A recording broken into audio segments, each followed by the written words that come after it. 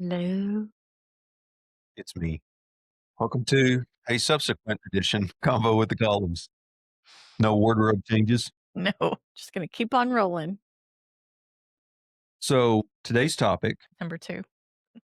is what you learned from your time being not personally incarcerated, In prison. voluntarily working inside of a prison. Yeah, it's a big topic. Yeah. It was a significant time of learning. Yes, yes. I think it's fair to say even still unpacking a lot of what I learned. So let's start with, how did you even wind up working in a prison? That is a story all in its own. It really began I have some journal entries as early as 2017 of just, my heart to really help women get especially women, just get set free from hurt and trauma, and just really have a heart for empowering women and letting them and helping them discover their value and worth, and had a dream, I believe it was in 2008, 19, I can't remember. I'll have to go back and look, but was, We dream overnight, so you don't yes. look to me for it. That I have it written down. But anyway, yeah, where I was coaching women in Orange, which I learned at that time, but whatever year I actually journaled that, the color for incarcerated women was gray. And so that was actually changed even from when I had that dream to when I actually was working inside prison. But anyway, I didn't know. I had never been in a prison, had never worked with incarcerated individuals. We met a friend actually at another women's retreat, or I was speaking at a women's conference.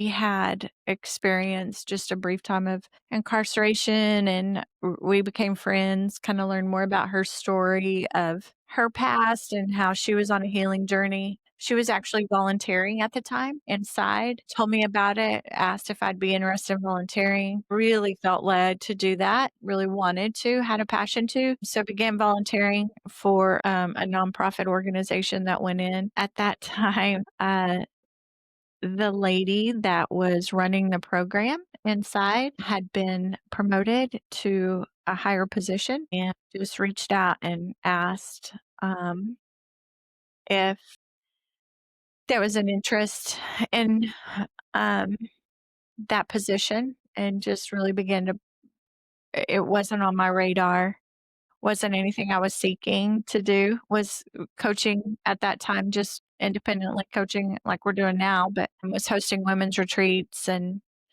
um, yeah, just working with different individuals. So, yeah, when the opportunity came, really, didn't take it lightly. Mhm. We prayed about it a lot. I knew that wasn't something I wanted to do unless absolutely God was on it and it was something He wanted me to do.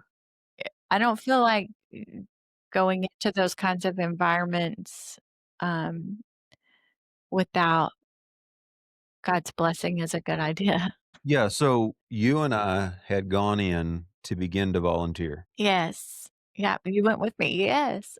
Right, S so, mm, ironically, the first time that we physically went in, it happened to actually be the anniversary date of my dad's death. I yes. See, I missed all of those amazing gold nuggets. Yes. The only reason why I bring that up is because my dad Mhm. was a correctional officer for a minimum security prison, and though I had never physically been into a facility whatsoever, Mhm. I lived my high school years, um, with the awareness of that environment, a lot Mhm. of the things that came with, on a staff side, going Yes. inside of a prison, but this was a men's facility that my dad was at, Mhm. and so it was right after us going in that you entertained an interview, considered, applying, get accepted, Mhm. begin the job. Mhm. And so, yeah, there were a lot of other moments in the process of our experiences in there, Mhm. but the first time we went in, that was a big one. Like, it was the first time for both of us to be in any kind of correctional facility, and the impact that being on your dad's anniversary of his death, that was huge. Like, that was a big, big night. For sure. Yeah. Fast forward though, as you began to settle into the role, you took over the role to lead an academy inside the facility. So Mhm. you weren't working for the state or the prison itself. You were working for an organization that was inside the prison.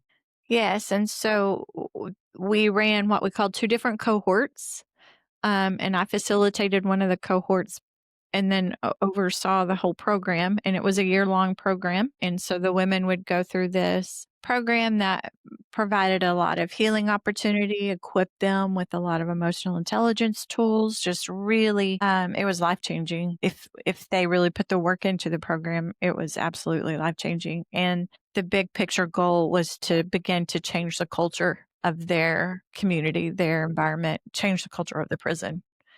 So if you think about like, because you and I had never had any particular experience going inside. So the first time we go in, it's as volunteers, and we were going to facilitate a curriculum that was already a part of the program. Were there preconceived ideas that you had around just going inside of a prison versus what you later learned to be this is what's actually what it's like? Yes, I think I was extremely naive, not towards the women necessarily. You and I both have this belief system that all people are created valuable. And so the women, if anything, like fell in love with them even more than I anticipated I would. I had no judgments towards them. Yeah, I think it goes back to what we share all the time. Like I had an understanding already that um, our value and worth is isn't contingent upon our life experiences and our choices. And so knowing that I incarcerated individuals just made choices out of the belief of who they believed they were in the moment. I had that understanding going in. So it wasn't the women that maybe surprised me or other than just how incredible and courageous and beautiful the women are, but the environment was I was probably I not probably, I was naive to correctional systems, and the environment was fully anticipating, like, a hopelessness or maybe, lots of trauma and then even experiencing the palatable hunger that they have for to do something different, Mhm. like health and for healing and just the eagerness that is there, but I think just maybe what I wasn't expecting was the dysfunction of the correctional system.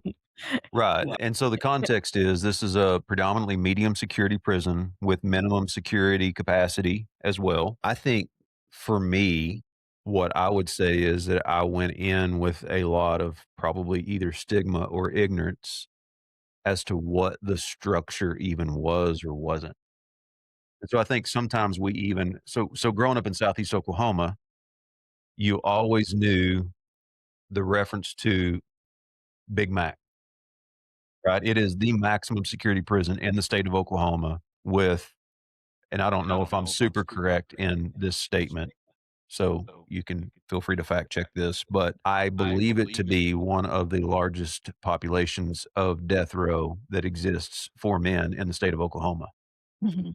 Yes. So when you think about the punitive side of corrections, there oftentimes ends up being a stigma or an assumption made around the levels. Okay, well, if it's maximum, then there must be way worse individuals Mm, versus yeah. medium versus minimum. Because again, my awareness was my dad was at minimum security, was considered an honor farm. And so it wasn't uncommon that the guys had capacity to walk off. Mm, There was a lot of workers that would come and go because when you get to the minimum security side, you're mhm, not considered an imminent threat. So you have more lenience and mhm. get different work crews, and whatnot that physically leave the prison. So, just because of my dad's interaction occupationally, I had some awareness, but I like I said, had never been in, and so just some of the ignorance of the system itself. Oh, yeah, I was completely ignorant of the system. Right, Yes. Yeah, fast learning curve. It was a really fast learning curve on the system and the way correction operates, and far more punitive than I was expecting instead of more correctional minded, which is the way I was entering in was definitely more towards how can we, yeah, help heal and equip and empower these women right, to do, yeah, right. walk in health. What I also found interesting is from that point when we first volunteered, there were some opportunities subsequently, even with riding high, that I Mhm. got to continue to go into other facilities, Yes. to do a prison tour with horses, and so what I experienced even in that process, because I was responsible for the horse, Yeah. the All round the pen, different things. What I lots. learned is that every facility kinda has its own structure, Mhm. that Mhm. whether it's within the state or different states, because we did some stuff in Texas, Nebraska, we've done several, California, Mhm. that's been a privilege to be able to be a part of that ministry as well, but each of the facilities are regulated within the state governance, Mhm. depends on whether they're state or private facilities as to what that structure looks like even within the facility. There's a lot of factors, even warden, chief of security, chaplain, it all plays a role into what it looks like to get into a facility and so, yeah, there's a and it can vary, like you said, even in the state, it can vary from facility to facility Well, access. what we know to be true, again, you can speak to this better than I because you were in there way more, but within a facility in and of itself, you know that you can go to different pods or different dorms and it would be a different experience Yes. because of where and how they house people and who the Yes. people were, the way that they chose, and again, to keep that high level because, the conversation isn't really the goal in this conversation is not only what you learned while you were in that role, not even just about incarceration, but like how much more amplified it was to understand humanity Mm. and the opportunity to help Mhm. extreme case of people that were kind of without options. Yeah, for sure. And so as you settled into the process, obviously there was a learning curve. Huge. But what do you feel like that you begin to recognize, whether it be in the environment or within yourself as you settled into the role? What would have been kind of one of the first things going, "Oh, I think one of the first things that was I recognized was there was no gray. The light was light and the darkness could not overcome it, but there was dark. And I think the power of choice was super evident. Yeah, and but those that chose to partner with light, like those that found hope and got free, like they still to this day are the light. And it was so beautiful to witness. But I think it was so evident who knew who they were and who walked in light and who didn't. And I don't mean that from a place of judgment, like, my compassion actually grew more for the more you saw, um, the miraculous encounters women would have that would set them free. The more compassion you had for those that were walking in darkness and the more you wanted to see them set free. And so that was evident right off the bat. I think it was also evident super fast, just the amount of trauma that, statistically, it's over 99% of the women that are incarcerated experience some severe trauma.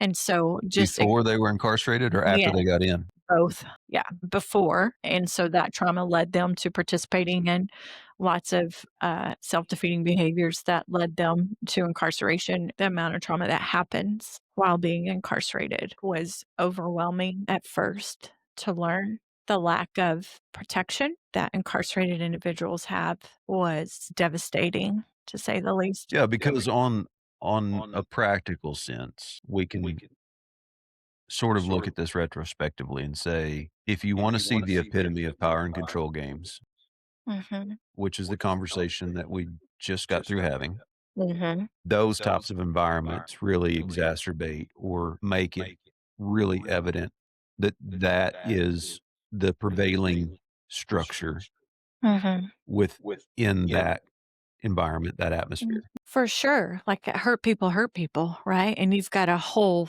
community of full of hurt people. And so and they're all just trying to get their needs met the only way they know Right. how. And so, again, no judgment at all. If anything, it gave me even more compassion just for, yeah, how they fought to get their needs met, or felt like they had to fight to get their needs met. I think another thing, though, that was so uh, mind-blowingly beautiful is to see how they would work together and partner with one another to support one another. Like, once they found their community, like, they would do anything for their community, and I watched them link arms with one another and unite and collaborate with one another to support one another, whether that was cooking a meal. And one thing that I found fascinating was how they would celebrate each other on their birthdays and just the amount of effort it would take to make a cake they would make for one another. That's something that I learned a lot, um, from them is how willing they were to sacrifice for one another, and they really did, like, they knew how to take care of their community, and so that was beautiful to watch. I think another thing that I found fascinating was the resourcefulness. They were so For resourceful sure. and creative, I guess, and what I've learned is, like, when you have that much time and you don't have that many distractions, then the creativity would just blow my mind, and how they could make something out of nothing. Like, their lack of resource and then come up with some of the most beautiful things was just amazing to me, which just highlighted how we were all created to create and how even our lack of creativity could be from all the distractions that we have on a daily basis, For but sure. Yeah, I can remember there were 2 particular things that my dad ended up bringing home. One was what ended up being the semblance of a log cabin slash mhm, jewelry box, yeah. and the whole roof, you open it up, the backside was hinged, and it was a jewelry box, but it was all made out of rolled up paper, Mm, toothpick, I mean, like you said, they're so resourceful. But then the other one was a fully functional to scale bull rig, yeah. and so you and I have shared this just because this was a part of our reality for such a period of time. I've oftentimes wondered what let me just ask it this way.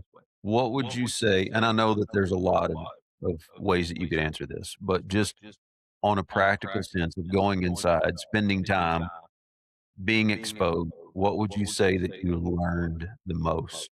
Gosh, it's hard to say. I mean, that's hard to narrow it down to one thing. I would say a deeper level of awareness that I can't it doesn't matter how much I love and teach and equip, it's still a power of choice. And to watch, unfortunately, like you could have a class full and watch so much transformation and so much freedom, and even have so many women say, I came to prison to get set free. And like to witness so much freedom take place that is just miraculous and so much freedom that their physical appearance changes and the way they walk across the yard and the impact they have, and yet still have 2 or 3 in a class that just refuse to dig in and receive that freedom for themselves.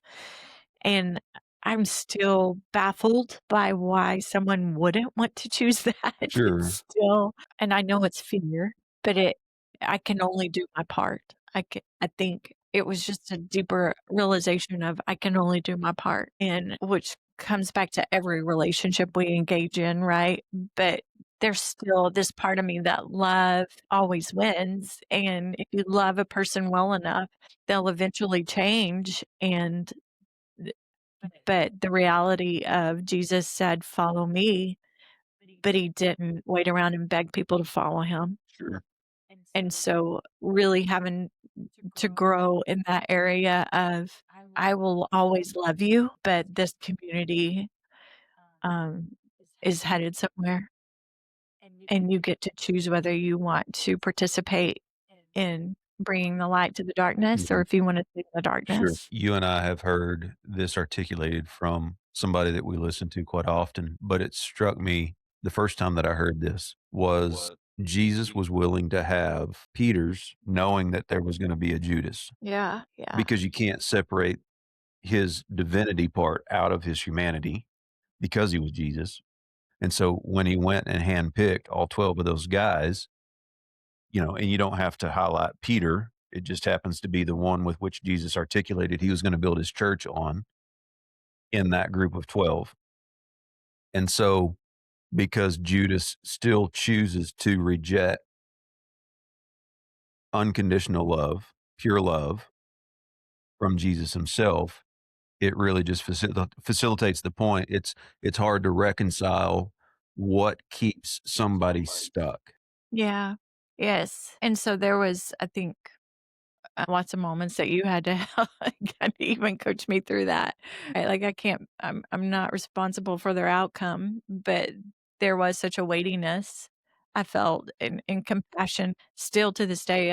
I just love them so much. The ones that I love all of them, but even the ones that chose not to partner with hope and light, like, it is heartbreaking, so I think it was even learning or recognizing what you were saying, maybe a deeper revelation of Jesus loving Judas, knowing, like, how heartbroken he was. I think even for all of us, like, when we're not choosing him, how heartbreaking that is, not for us, but for them. Like, you just want it so badly for them.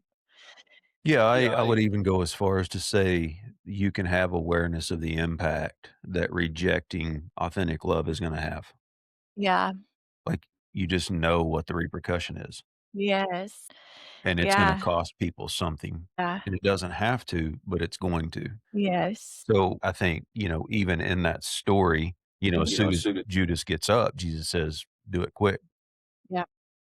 Was that Yes. an awareness that he wanted to mitigate all of the consequence of rejecting pure love? Who knows? Not to make this a theological conversation, but to your point, when you're wanting to help people Mhm. and you're providing opportunity, and yet they're just essentially spitting in the face of. I think too, I've you said that, like Jesus said, "Do it quickly." I think there were even me a huge learning curve in me still loving and staying in a place of compassion, but setting really strong boundaries to protect what was the women that were choosing to do different and the impact they were having, and so really learning to set healthy boundaries around, "Hey, I'm putting boundaries around your behavior. I'm not rejecting you, but this behavior isn't acceptable in our culture." So that was a huge learning curve for me to learn to set really strong boundaries and from a place of love and compassion. But I think too, you hear this or we're taught this, that it only takes 10% of a population to shift a culture, Mhm, and really to see that happen, like, to see that tangibly begin to take place, was powerful, like, that gives me so much hope because it is true, and you took these pioneers, these women that chose to participate in the program at first, like, the first few cohorts, and really grab hold of change and hope and doing different and get healing and begin to walk in who they are, and you begin to see the whole culture shift, not only in the other incarcerated individuals, but they begin to shape and shift the culture of, the correctional staff mhm. inside the facility, the way that they would show up and actually serve and, partner. It was so powerful that the correctional staff would actually come to the program, the women in the program, and say, "Hey, will you help us with different projects? Will you help us do this?" And so there was a partnership that began to form with the women that got healthy with the correctional staff to help impact their entire community. And so um, that was really powerful to witness. Mhm. And I think that you and I both witnessed this inside, like, it really is like a little town. Each correctional center is like a facility is like a little town. Like, they have their post office, they have their restaurant, they have their church, they have their, um, Canteen, canteen, their grocery store, or laundry. laundry, like, they this is like a little small town. It's not like it is. No, yeah, it is. So, whenever As you soon as a new see person comes in, they know exactly who's coming. they know exactly who's new, right? There's little cliques in this town, and so it really was powerful to see, uh, what started off with 30 women and then grew to 60 women and then grew to 150 women, like, that really began to shift the culture of their little small town, and that gives me a lot of hope for our community, our state, our nation. Yeah. Having retrospect in that experience, what do you feel like would benefit somebody? This is a little bit different than what you learned about, you or about the environment.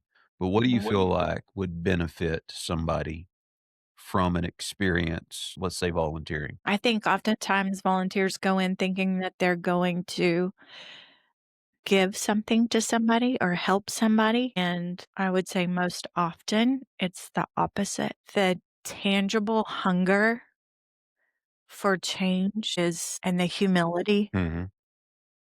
is so unbelievably, like I said, it's just tangible. Like you can feel it and see it and hear it. And I say this often, if the rest of the world was as hungry, as those women were to change, our world would be a different For place. sure. And the courage it takes for them to take a stand for something different Mhm. is just unreal.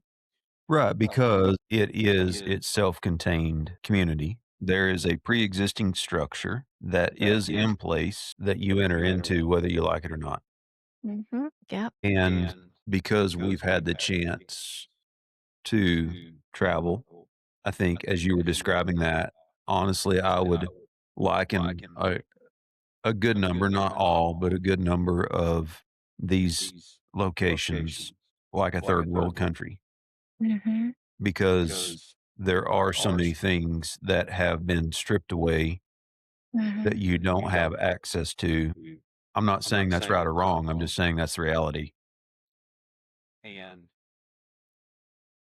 For example, when we were down in Texas, like there is no Mhm. AC unit. Mm-mm. Doesn't matter what it's like. Mm-mm. Um, but if you don't know what AC is and you've learned how to accommodate to the climate, then you don't process it. Yeah.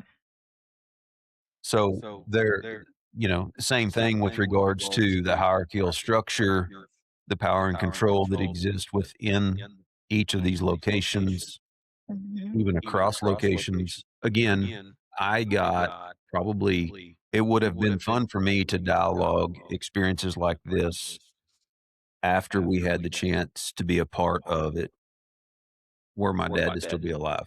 Mm. But I remember him coming home really early on and just resigning to the fact that he was gonna work graveyard because it was the least amount of drama of the 3 shifts for a Yeah. correctional officer because it's when everybody was asleep. Most everybody. Right. Yes. But Yes. by and large, it was the only shift that had the least amount of chaos.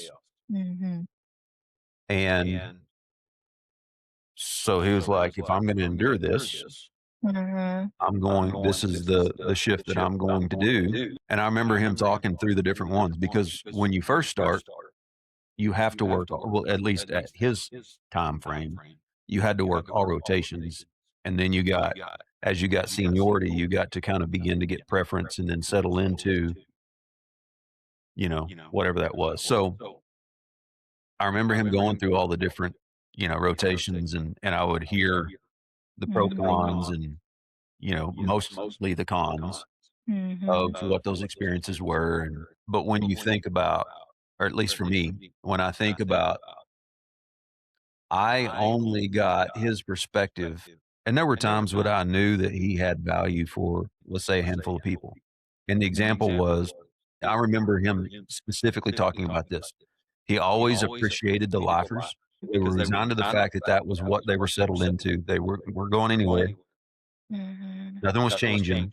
And so they were the people that you could depend on to crowd control. Mhm. You get the lifers on your side, you could have influence over all the other knuckleheads Mhm. that were just okay with playing the system, playing the games, continuing to try to figure out how to do what they were doing to Yeah. just thrive. And but it was only due to the fact that that paradigm existed within this structure, which Mhm. was, now that I've accepted the fact that this is my reality, what is my responsibility to manage my environment? Right. Yes, it goes back to their community. There's a realization like, "Oh, this is my community for the rest of my life, and what do I want it to look like? And what do I wanna tolerate?" And knowing that they actually are the ones that will be able to influence. Now, that could be good or bad, right? Like, you could have For lifers sure. that, and again, like, we're not having this conversation to peel back the reality of the incarcerated system at all. Yes. That No. that's not the point of the conversation. Yeah.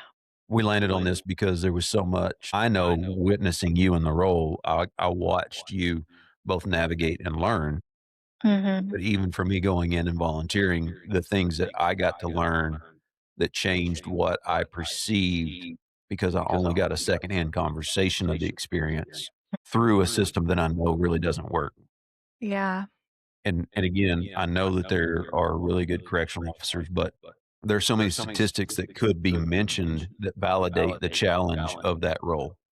Mhm. And so just in America, we're behind with regards to what that looks like, and even what is the goal. I think where I was going with my thoughts as I asked you that question a while ago was, I almost wish that at some point all kids were taken into prisons at some level, maybe teens, Yeah. whatever. I'm not saying little kids need to go in, but at some level, I wish that everybody spent time inside to understand it's not an us versus them conversation. For sure. For sure. Because again, Mhm. we can talk about some of the statistics that say even just difference between men versus women incarcerated, the amount of women that were incarcerated as a byproduct Mhm. of domestic violence, of, Mhm. trauma, of, and it's not to invalidate, it gets sticky. Sure. I'm not absolutely like there's justice, right? Like I'm not trying to invalidate any victim of a crime. Like that's not what this is about at all. But again, it is true that hurt people and that I don't believe that people were created evil. I don't believe that God created someone and said, "Oh, here's little Timmy. I'm going to make sure that he's an evil person." Like, I truly believe that people are a product of their environment. No And offense if your name's Timmy. yeah, I know. And so, whenever, like you said, just to bridge the gap, that every person incarcerated is still a valuable human being. They were created in the image of God Mhm. and their choices landed them in a very punitive atmosphere. And what I do know, though, and not to get into the correction side of it, punishment doesn't correct behavior, right? It just doesn't. Yeah, I mean, we can just keep that as a topic as parents. We don't even Right. have to qualify it as a correctional incarceration system. Right. It just doesn't work. Punishment, If that were the case, Jesus would have never needed to return right. on the scene at some point Right. And one of my favorite scriptures is perfect love casts out all fear because fear has to do with punishment. And so punishment just creates more fear. And fear just creates more self-defeating behaviors that ends up hurting other people around you. So it doesn't work. But I think the beautiful thing is to witness, like it really was miraculous to witness women that chose to get healthy, like that had the courage to say, I want to be a pioneer in the change of this community. And not only that, but to do like really deep. If you've ever been on the journey and you begin to face like you and I have, you begin to face, like, all the things, all the choices that you've made, and then you begin to face the trauma that got you to make those choices, and you begin to really peel back those lies, and you begin to feel, like, really begin to feel the brevity of hurt. Like, to be able to do that kind of work in that kind of environment, it still blows my mind the amount of courage that they stepped into to be able to do that, to be that vulnerable and that unsafe of an environment. And so for a while, it really jaded me a little bit to the outside world, so to speak. Like, who are we to be so afraid? When these women can do this kind of work in this environment, who am I to be so afraid to be vulnerable out here? And so I really had to do a lot of work around that too, because there for a while I was kinda, I brought a lot of judgments because they did exhibit they did model, like, such a level of courage and vulnerability that I had never witnessed before. Um, and so now I just celebrate that instead of judging other people for right, and judging myself for not having that kind of courage, but, um and then just to see we've talked about this, like, courage is contagious, and then you can see how then other women are like, wow, if they can do it, maybe I can do it. And I see the change in them. I see how different they act. I see the hope. Like hope, once someone grabs hold of hope, it is so tangible inside. So for that and hope just to begin to be contagious too. And but I often think though there may be a more concentrated area of hopelessness, but I don't think I've seen more women s let me rephrase that. I've seen as many people imprisoned in their own fears on the outside as I have on the inside. Sure. I mean, this could take us into a whole different conversation when we talk about captives, prisoners, because that's as much our agreements and our mindsets as anything. But as you were talking a while ago, the scripture that came to mind, it says, hope deferred makes the heart grow sick. And so when somebody is relegated to judgment, which is sentencing, then there is a measure of hopelessness to that. So the environment that has been set up by the criminal justice system, Mhm. particularly in America, In Oklahoma. Yep. is one that perpetuates hopelessness on account of it is just an extension of religion. Absolutely. Yeah. And Yeah. and so I loved what you said earlier in that most people come in who haven't had any time inside thinking that they're going to bring something to the table. Mhm. Now, what I'm not saying is that if you choose to volunteer and go in that you're not bringing something valuable. Mhm. What I am saying is that if you think that you have more to bring than what you can learn, then your motive is already out of order Yes. Yes. because the fence doesn't determine a person's worth. No, not at all. Just because we assigned a punitive measure to their residence Mhm. doesn't give us permission to keep a punitive lens on the person.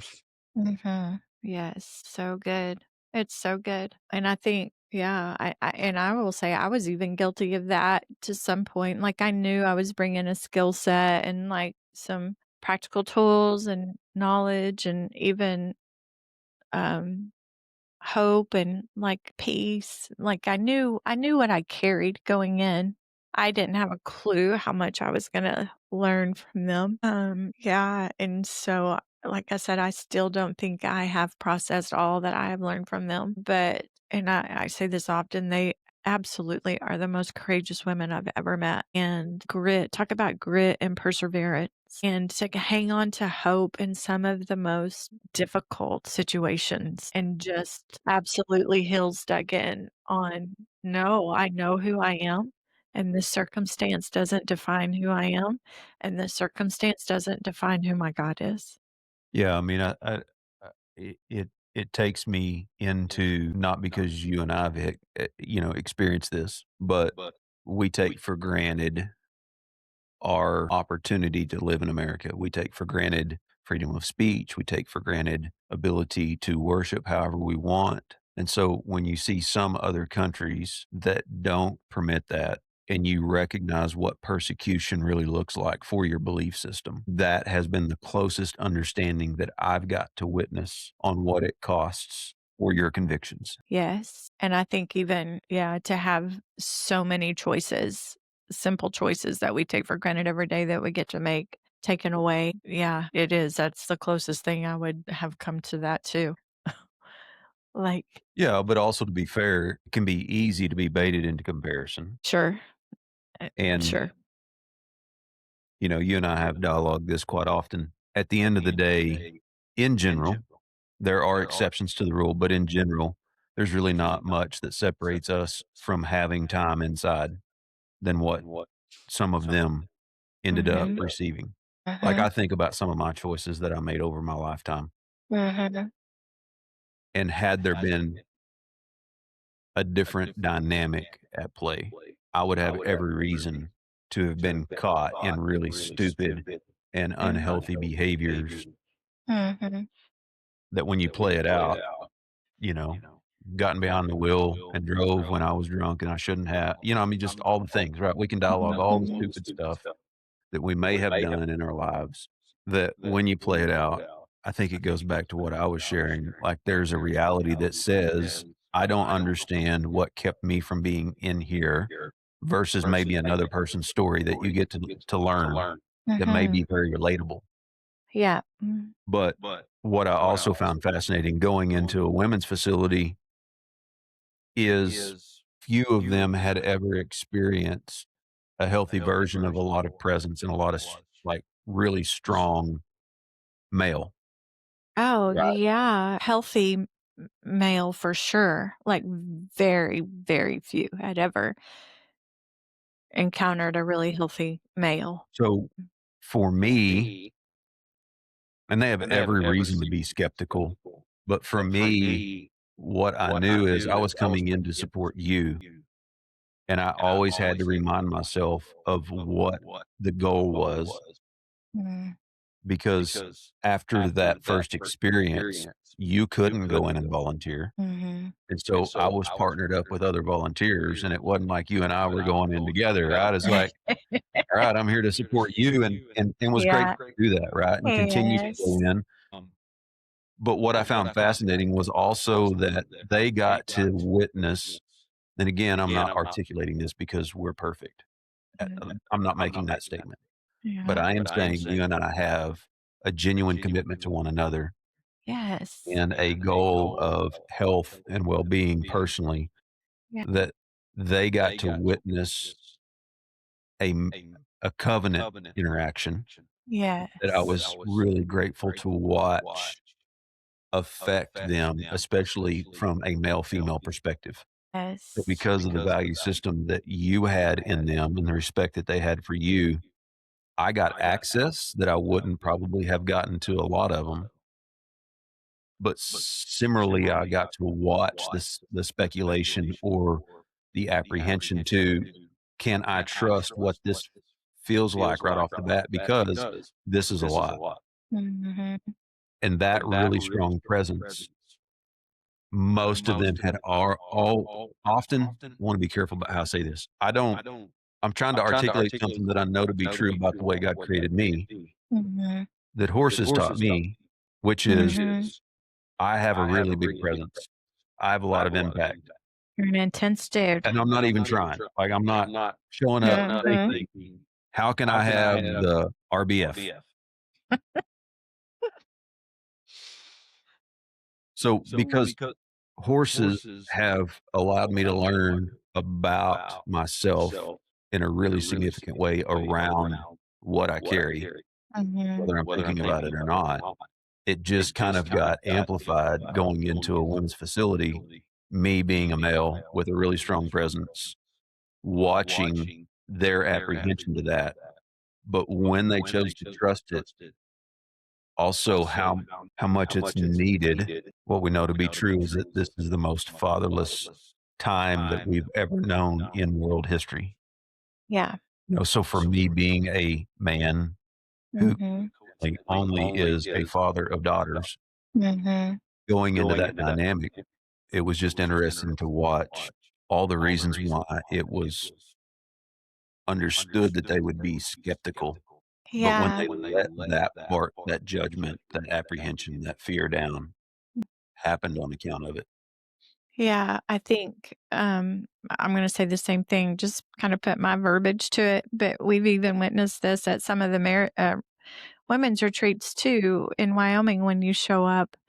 But it's when you're there, not show up, you're there, but when you Hello. participate, that, yeah, because of so much trauma that incarcerated women I'm just gonna use that example because that's what we're talking about, but most of them, like I said, have experienced trauma from a man, and so to see a male show up that is really masculine and carries a lot of authority, but to use that authority to serve and to love and to very few of them had witnessed a a man that rocked, a strong man be safe. Mhm, And so the healing that happens whenever they can be in the presence and actually even be served and, um, yeah, loved by a healthy man that as a really strong man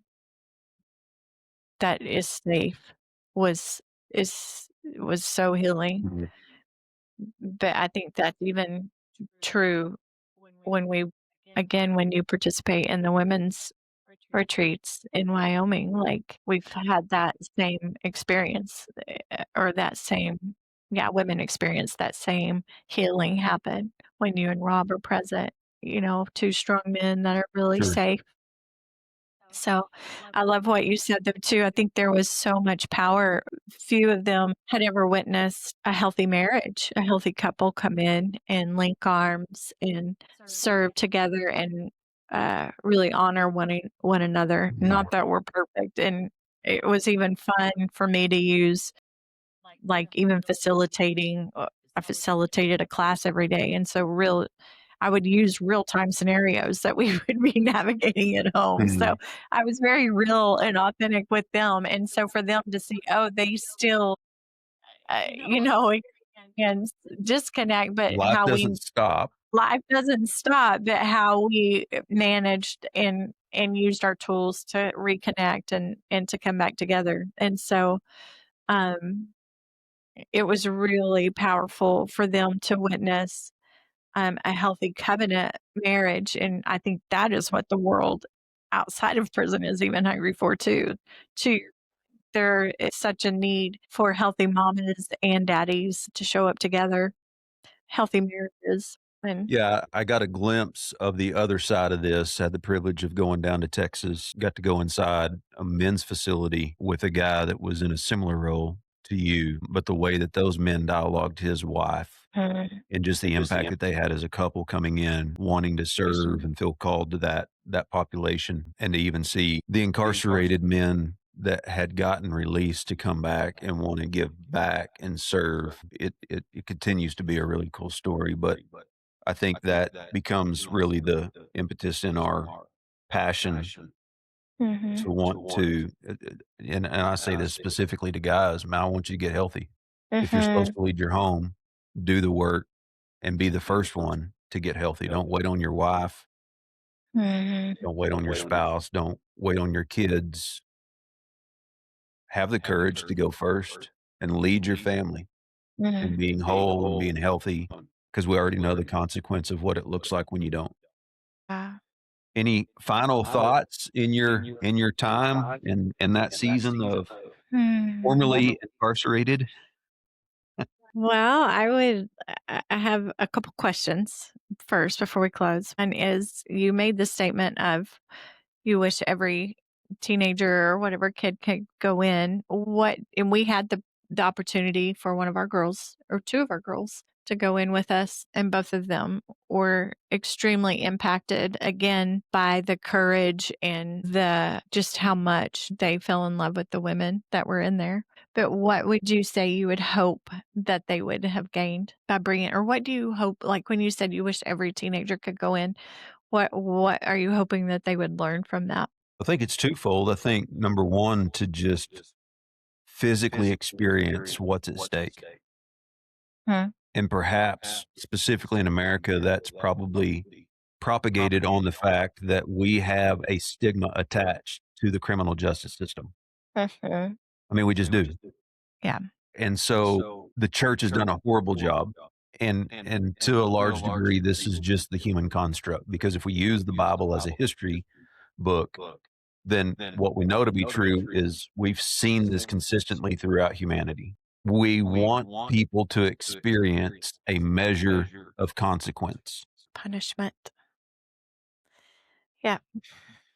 But I think what I have oftentimes weighed is if there were more people in that environment, would it come back up in their conscience when they're choosing? Mhm. This could be the reality of my choice. And I don't think that there's any substitute for that experience. And especially for us in America, we live in such a privileged and inoculated bubble most of the time. And I will say those people that are always like, "Oh, prisons are posh," like, it's not really. I'm like, "No, not in Oklahoma and Texas, they're not. It's rough. It's Yeah, rough." Anyway, I go don't ever ahead. pay any mind to what people say that haven't spent any time around it. Yeah. Again, I think it just goes back to a lot of assumptions and a lot of adopted belief systems that probably aren't accurate whatsoever. I mean, like I said, I know I had a preconceived idea and or a stereotype on account of my dad's experience, not my own. Yes.